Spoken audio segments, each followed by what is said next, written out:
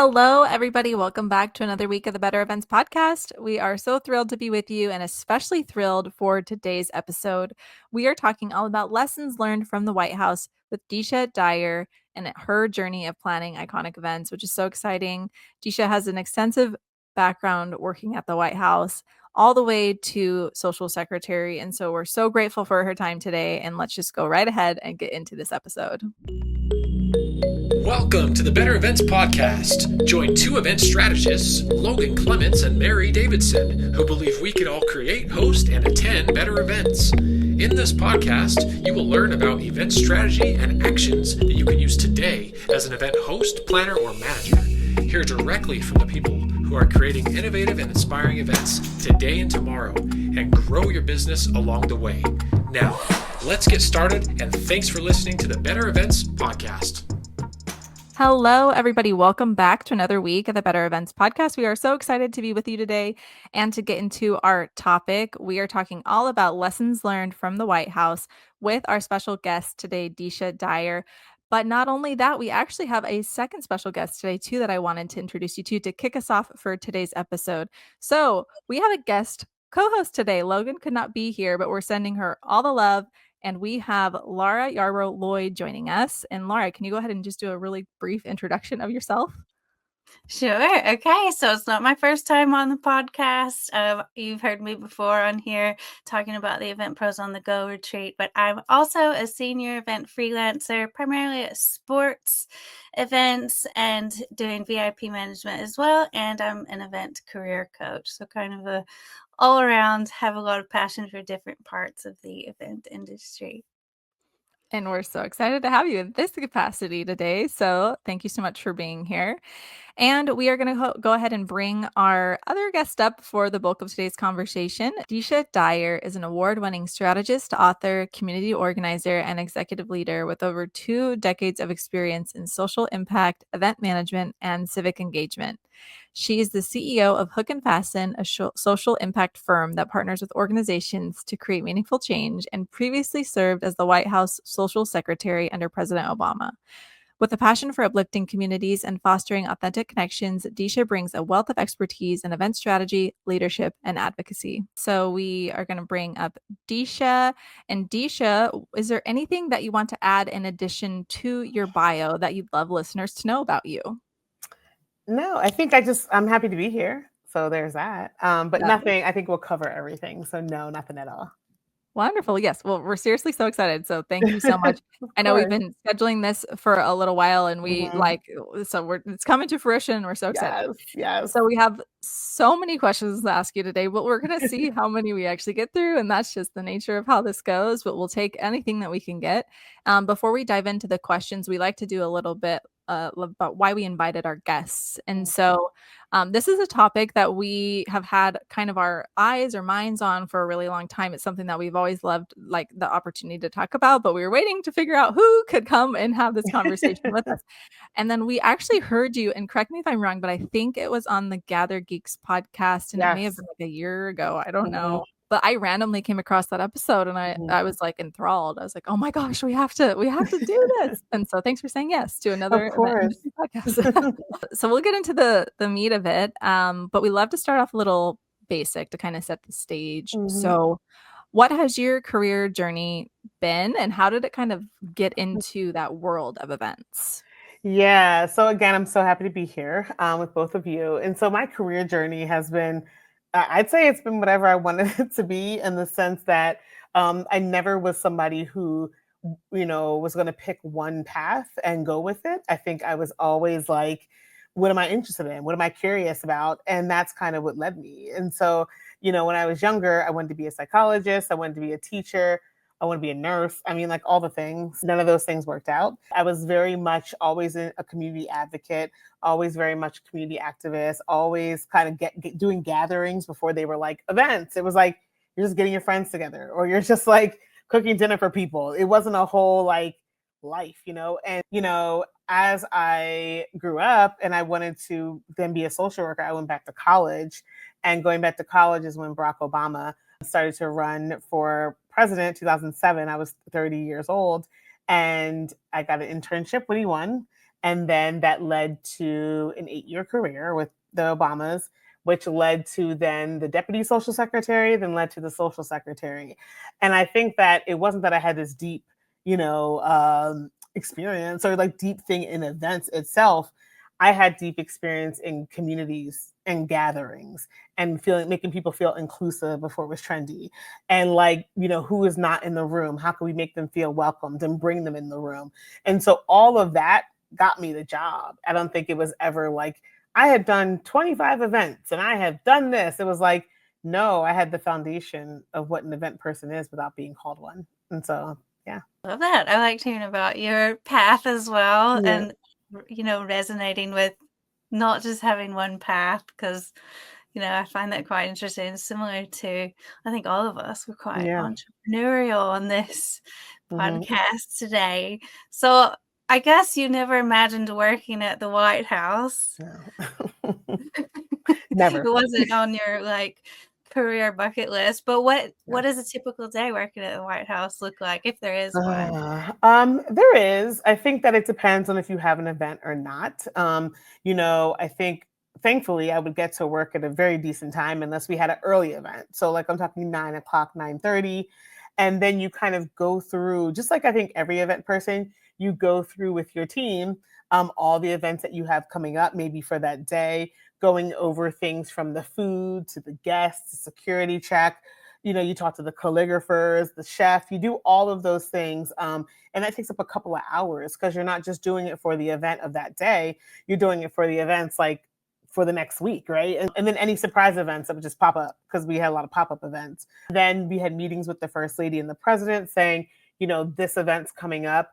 What kind of guests would you want? What kind of vibe? What kind of colors? What kind of music? And so we had meetings with them. I usually had meetings with them, I'd say like once or twice a week, kind of going over the upcoming events, but also going over like the events that were just happening, saying like reminding you that like, the dinner is a chicken with a side salad or with whatever, and the guests are children or whatever it was. And so I think that a typical day was really spent preparing. I think like all of us, do preparing for everything and also making sure that like everything looks good and is in place because everything we did was press. And so like I couldn't just have an off night or I couldn't just be like, oh, we'll do that again tomorrow. It was like one and done. So it's like if you mess us up and the press person is there, which a lot of times we had press cover our events, like that could be on the front of the paper or that could be a big faux pas. So most of the days were spent making sure that everything was zipped up so nothing made it to the front page of the paper. So that was typical day. And usually it would end like, if we had an event, it would end like usually 8 or so. If we had a night event, at 9. But if not, then I'd be out of there at like 6 or so. But I was always on my phone, so it was never ending. I bet. That's actually hilarious though to think about, like, if it's a successful event that it didn't make the paper. 'Cause like, in my head, I'm like, "Wouldn't it be so cool if one of the events I was part of, like, made it on the news or on the pa for Yeah, the good reasons, not for bad yeah, reasons." yeah. I mean, sometimes But it we had good stuff sometimes, yeah. like end up in it, but most of the time it was like if an event ended up in the paper with the details that I worked on, it's because something went wrong. Yeah, yeah, Yeah. I could see that. I bet you just started outlining some of them, but I feel like I'm assuming from the picture that you're painting that it sounds very, fast-paced, high Mhm. stakes, Mm. and that comes with some challenges, like, it is just challenging work to be able to pull that off, and so what would you say were some of those other general challenges that came from planning events there specifically?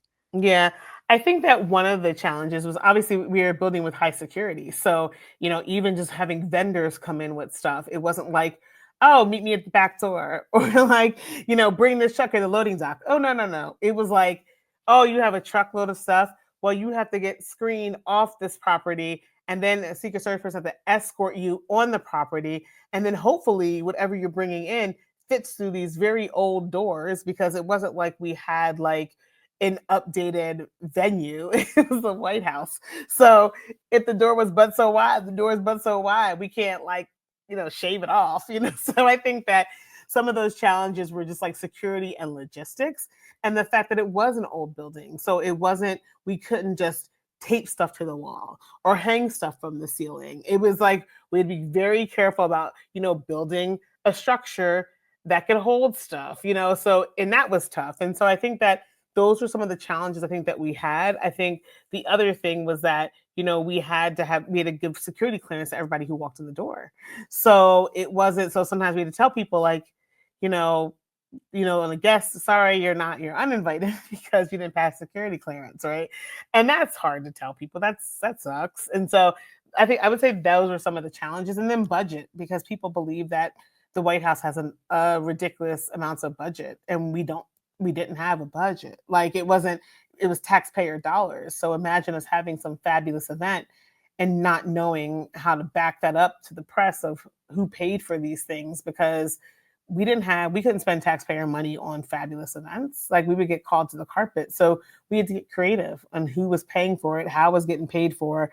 Can we make this a policy angle? Can we make it an education angle or something to help get it paid for by an agency? So those were some of the challenges that we had. Did anyone, because I actually am making a massive assumption, so please correct me. I'm assuming there's like many of the events had maybe some type of like celebrity or like VIP presence. Are they like donating their time to come do that then? Yes and no. And so they are donating part of their time, but they have to be paid, or it's like a quid pro quo. So it's like, it's more of like, oh, look what you did for me. And so a lot of times we'd have celebrities come during the day, and they would do like a student workshop, or they would do some kind of workshop or something to fall into education. So then we were able to have like Department of Education pay for it. Or we were able to have like, this not a nonprofit, but like, a think tank or something pay for it, or university.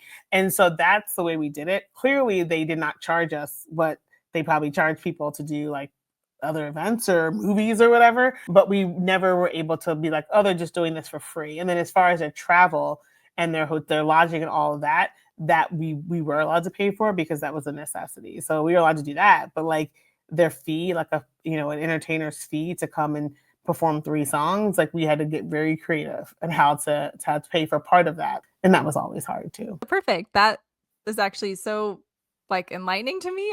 You're talking to a bunch of event nerds, so I'm over here Yeah. like, how did it all actually work? And we kind of started getting into this, but with a lot of those attendees, what were some of the key protocols or Mm. cultural considerations that you had to keep in mind? Because I'm assuming that was very common. Yeah, I would say that some of the protocols that we had to keep in mind, especially when we had heads of state, was always get briefed from the State Department. Like we got a binder of like, what flowers could be offensive, or what colors could be offensive. Had to make sure that, we had somebody to, how do you pronounce the names correctly? As you make sure that we don't have, these folks don't, have soup early. It's maybe offensive to them to have soup as an appetizer, or to have this or whatever else. So I think things like that, we really got from the State Department in partnership with the State Department for stuff. But I think for other stuff, it was very like, I won't say it's common sense, but it'd be stuff like, we're having children. Clearly, we're not going to feed them, chicken foie gras. Like, you know what I mean? Like, where's the chicken nuggets? Where's the chicken fingers? So I think that those things we constantly had to think about. But I think we also had to think about, things like, people that are standing too long. We had to think about, we're an old building. And so there wasn't like, turn on the AC, turn off the AC. It was like, the AC takes about 3 hours to come through. It takes about 2 hours. Is that okay? Like, it takes about an hour to heat. So we had to think about those kind of things. But I think the most protocol things were when we had diplomatic events that were involving, heads of state and dignitaries, but also sometimes, when we were, hosting, like families of people that, had just experienced tragedy, or parents of kids that were shot in schools or stuff like that. Those were always extremely sensitive, but we worked with the West Wing and other departments on making sure that we did those things right. Like if we hosted like an iftar dinner, we would work with the, director of Muslim outreach on like, what do we make sure we do this right? Make sure we have a prayer room, make sure we have, this, and make sure we are. And so I think that those are the considerations that we had to make culturally and, protocol wise. And I wouldn't have it any other way. We wanted people to feel comfortable and welcomed in this house that they essentially pay for, So it was never a bother to do some of those things. It was just more of just like, let's make sure we get this right. Because again, if we didn't, everybody would know about it. I love the discussion of protocol because I have a textbook about protocol. Actually, I find it really interesting. And Ah. a lot of people say it's boring, and I always try to drive to the point. It's about making people feel welcome. So, what are some of the top things that you learned Mhm, about discretion and crisis management, especially with the protocol and all the different cultural aspects that mhm. happen planning events in the White House? Yeah, that's a great question. The other thing to add to that last question is really respecting tradition too. I mean, like whether you agree with it or not, it is somebody's tradition. It is their religion or is their custom. And so I think as event planners and as a social secretary, it didn't matter what I thought about it. It wasn't, I just had to be the one to make sure that it was respected, like, and thankfully I always respect people's whatever. So it wasn't a problem. So I would say that like the things that I learned, I would say that you know, I think that I learned to speak up when I didn't know the answer. I think that when you're the social secretary, everybody kind of looks at you and you're like, I also do not have the answer.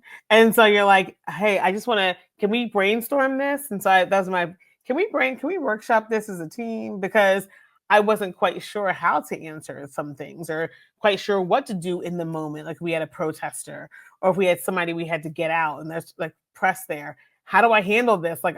Everybody's looking at me. And so I think I had to learn to really lean on a team of experts.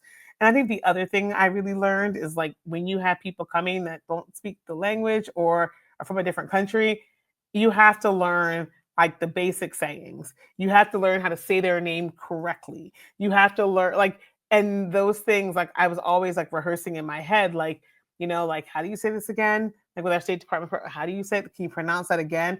And I would write it out because part of my job was to know that because then the Obamas would ask me, how do you say this person's name? And I'm like, right. So I had to have it right. So I think I was very like meticulous on no, I need the actual pronoun, like what sounds like owl, sounds like fan, sounds like dang. Like I was very particular because I didn't want to offend anybody. And remember that like when we have these state visits, you offend somebody, that honestly, these leaders are petty. So like that honestly could ruin an entire visit, an entire visit. If you're like, you call somebody the wrong name, they see it as a sign of disrespect. And so I had to really learn to like, ask for help when it came to that as well. Yeah, definitely. I think we had someone on the podcast like at the very beginning that was talking about the value of names and getting it right. And those are just like you both said, like basic Yeah. principles that we can use, that we should use in any events. Hmm. And so that makes absolute sense. Just once again, maybe higher stakes in your Yeah, situation, but still exactly. important. Exactly. And I love your motto of let's workshop this. I'm gonna start using Yeah. that because Yeah. And we you I'm put also, in gonna this like start case using it and that make as it well. mindset. yes, it Yeah. also helps like with a team. So it's like, hey team, like helps with teamwork. Like let's just workshop this for a second. What do you all think? Because many times they've come up with solutions that I have not thought of, which is the whole Yeah. purpose of having a team. So yeah. Absolutely. I love that. Mhm. Well, we'd love to hear some specific examples of events. You can share anything that comes to mind, just something that you think listeners would be interested in hearing, whether something that, went right, went wrong, or just was Mhm. interesting, kind of giving us a peek behind the curtain on some event examples if you're willing to share. Yeah, I think that I mean there's so many, but I think Yeah. that probably one of the interesting events that we did do every year is the 4th of July on the South Lawn. And I think the South Lawn, holds, thousands of people. And we would do an event, a picnic for military members. And then we would then invite other people like, staff members or organizations, high schools, whatever, to come join for the actual concert, which is usually like somebody fabulous. Like the last year we had Kendrick Lamar and Janelle Monáe. The year before we had Bruno Mars. We had the group Fun. Like so, it's like Paramore. It's like a different. It's like really fun, different entertainment out there. And what's really interesting about that is it's one of the hardest events because of the weather. And so DC is very prone to thunderstorms like that. And I every year would watch the weather and be like, I either have to, if it looks like it's going to rain, I either have to pull it down now or I'm going to have people running for the hills later. And there's all this electric equipment out there. We have our service members, out there. So every year was a game of is it going to rain? Is it not going to rain? And nobody would ever say, you know, Deesha, I'll help you make this decision. Nobody wants to make that decision. So it'd be like, whatever you think is best. And so I remember asking the Obamas, like, what should we do? Like the rains, like it looks like it's coming out. And they were like, whatever you think, Deesha. And I'm like, I need your help here, but like, I need your help. And so I decided, interestingly enough, the last year I decided to pull it down. And because it's supposed to be thunder and lightning. And if it's thunder and lightning, then we have to basically shelter people in place underneath the White House. I mean, what a nightmare, you know? And so I pulled it down and I remember no rain coming. And I was just like, no, it has to like thunder. It has to basically like Wizard of Oz up in here because I pulled this whole thing down. And thankfully the skies opened up. There was a crackle and it like started storming. And I was like, yes, I am vindicated, you know? But it's always interesting because you have to think about that. You have to think about like, if something happens, like, you know, thunderstorms, they don't just go home. And what a disaster of a nightmare. Somebody got electrocuted or like one of the wires caught fire. I mean, you know, but I pulled it down and that was probably the smartest thing I could have done. I love that you asked the opinion, what do I do? Yeah. And you have to make it in front of some of the most important people in the world. Yeah, and So good they're on like you. they're like, "We're having fun today." Like and it was like Malia's birthday. It's like, "We're having a good time inside of our," and I'm like, "Yeah, can you no? Okay, okay." You know, it's like, "You know what to do." And I'm like, "I don't know what to Well, do." good on you. So that's a really good skill that you learned. What other skills do you still use with you that you Hmm. learned working on events in the White House? One of the things I use, I write everything down, like everything. So at the White House, we had something called a line by line or a TikTok, either which way, and it would basically be every minute was accounted for. So at 12:05, the chairs will be put down. They'll be brought out to the South Lawn. 12:07, they'll be opened and put out and wiped. 12:10, it all should be done. Like it was down to the second. The president is leaving the office this time. He will brief at this time. And I still do that with almost everything that I do, especially if I work on like I sometimes I freelance events. If I work on freelance events or even just like with some of my clients, I'll put everything in that format. And people are just like, is she all right? Like, you know what I mean? Like, do we need to know every little thing? And I'm like, listen, like that's the school of thought I come from. And it served us because it's like, oh, do we have 5 minutes? Well, let's look at the line by line. Where do we have where can we pull from? So I definitely there's that. I think the other skill that I learned, and I keep saying ask people for help, but I never used to be that kind of person to ask people for help. So there's definitely that. And I'd say the last thing that I learned is you can't control everything. Like you just can't. Like as much as you want to, you can't. And people like won't even notice half of the stuff that you notice. You know, like I'm like, oh my God, that was a disaster. And everyone's like, nobody noticed that but you. And so I really learned to just like take the pressure off of myself a little bit and say I've done the best I could. And I hope that it was good enough. And if it wasn't, then nobody probably noticed but me. I love that advice. Honestly, it's super helpful and so Yeah. good to hear, very validating, I'll say. But also, I'm obsessed with the idea of the line by line. Like, you're talking to the right audience. I'm like, oh my Yes. gosh, that sounds like a I love dream. it. Oh my God, it's the best thing. And I love when I present it to people because they're like, oh, this is incredible. And I'm like, I know. I know. Mhm. Like, that's what we do. Like, you know what I mean? Like, Yeah. there's no stone unturned. Like, there's Yeah. no, it tells you when you're going to the bathroom. It tells you when, it tells you everything on this line by line. I And then we love can that. adjust it, but like people, they need structure. They need Mhm. structure, speakers and vendors. They need all that stuff. And so I love it. Oh my gosh, I love that for sure. Mine is, like, detailed, but not that detailed, but I might Mm, start doing that, so we'll yeah. see. I'd like Yeah. to do that detailed, but now that you've done it, I feel validated. So Yeah. I'm Yeah. gonna do it too. Yeah. It's great. It's great. I tell people to do it. Yeah. One of the questions I had for you is more on the personal side, whatever you're willing to share. Such a high stress environment and events, the event industry is known for just being very stressful in general. And then in your Mhm, situation, even more so. Did mhm. you have moments of self care? Are you taking that now? Or how did that actually look like for you in reality to kind This of is a recover so you could keep yeah. doing it? This is a short answer, and that answer is no. I think that I definitely did not do any kind of self-care. I didn't because I think that I was always on. So I was always thinking about the next thing. And, even if the Obamas went on vacation, I'd be like, okay, now I have some time off to do some things. But I do think this is where it's important to have other people because you do have to tap out sometimes and be like, I need a second. And I think that one thing I did learn, and I know that both of you probably agree with us, is like the whole eating. You know what I mean? Like, before you know it, like you haven't had breakfast or lunch. And you're like, I don't know why I'm so tired. I don't know why I'm flushed. It's like you have to eat. And so I started, making sure that if I'm going to a venue somewhere and I'm like, okay, this is in Minneapolis, like in the venues at this hotel, what's near there that I can just grab something, an Uber Eats, or I have somebody get it for me or something where I carve out in my line by line a little bit of lunch for myself because I'm also type 2 diabetic. And so it's just like I can't, I don't want to crash out during the event. And so I think that I think comfortable shoes, the situation with the shoes, I make sure my shoes are comfortable at all times. I make sure I wear things with pockets on game day. We call game days on game days. And I drink a lot of water, and know where the bathrooms are at all times.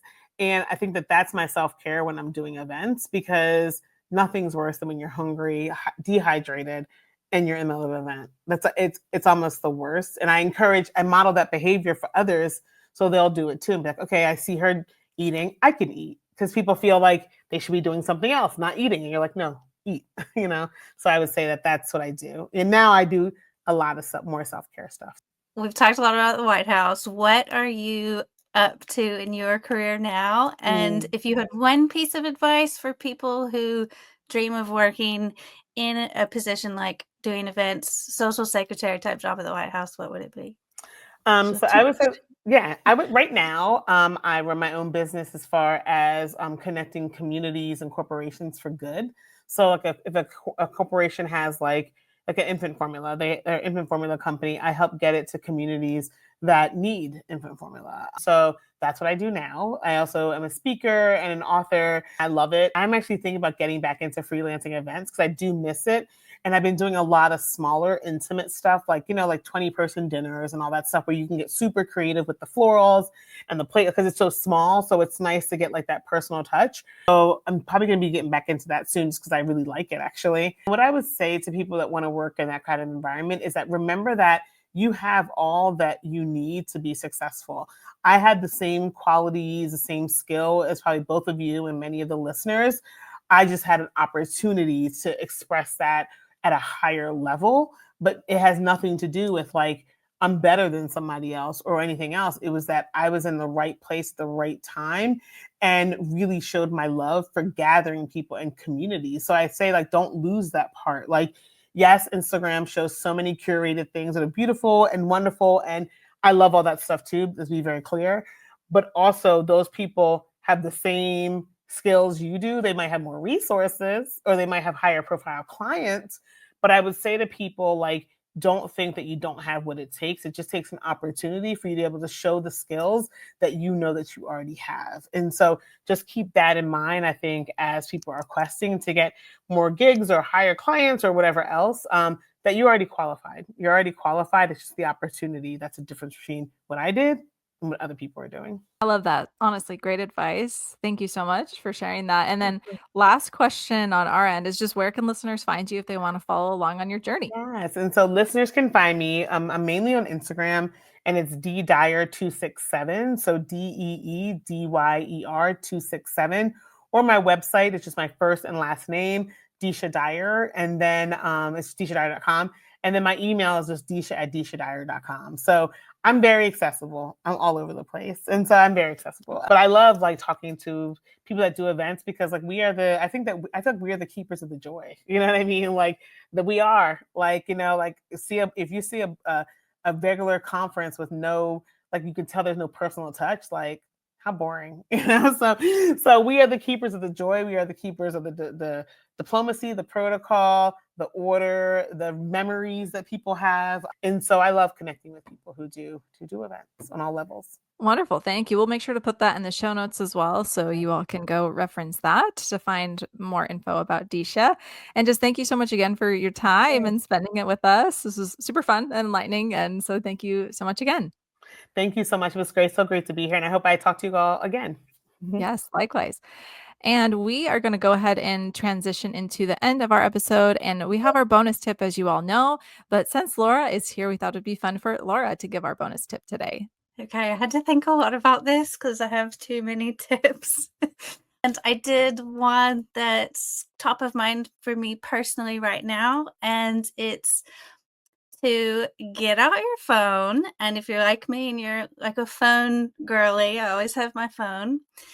I have a folder called my future file, and it's a collection of screenshots that anytime I'm scrolling LinkedIn on my phone or um, Instagram, just anything, and I see an opportunity for a freelance job, I see a really cool idea, I see something about someone discussing a rate and like, what they charge, just anything I want to go back to and reference, screenshot it, put it in my future file on my phone.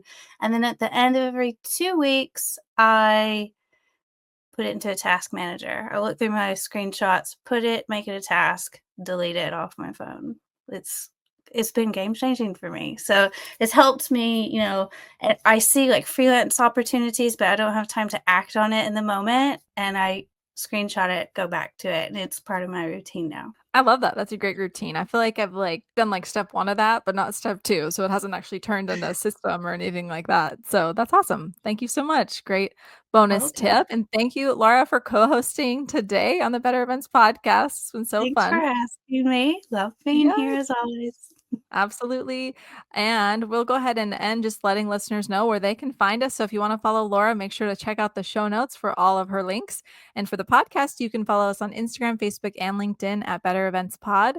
You can email us at bettereventspod@gmail.com. You can connect with us on LinkedIn. Me, Logan, Laura, we're all on LinkedIn. So be sure to reach out. And you can also check out our private community if you would like more Better Events content. And that leads us to the end of the episode. So thank you so much, everybody, for joining, and we will see you again next Wednesday.